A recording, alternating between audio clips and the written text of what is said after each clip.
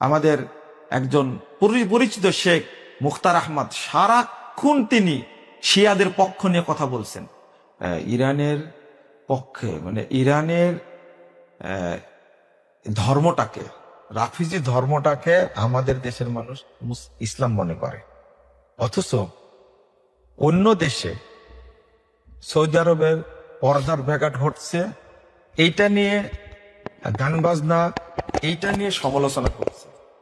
কিন্তু ইরানটা যে বিদ্যালয় একটা, সেখানে যে ঘন্টায় বৈধভাবে মেয়ে ভাড়া পাওয়া যায়, এই ইরানে যে কন্ট্রাক্ট 6 মাসের জন্য, 1 সপ্তাহের জন্য, 1 মাসের জন্য মেয়ে ভাড়া পাওয়া যায়, ছাত্রছাত্রী সেখানে ভাড়া করে বৈধভাবে বসবাস করে, সেই দেশে তো আর জেনা দরকার নাই, সে দেশে তো পতিতালয় দরকার নাই, যে দেশে এইভাবে বৈধ জেনা করার ব্যবস্থা করা আছে।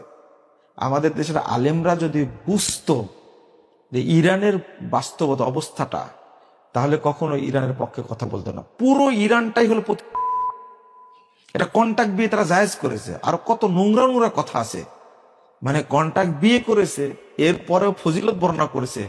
তারা মিলন করতে গিয়ে যতটা কথা বলে, সমস্ত কথায় 70,000 ফেরেস্তা, প্রত্যেকটা কথায় 70,000 ফেরেস্তা জন্ম নেয়।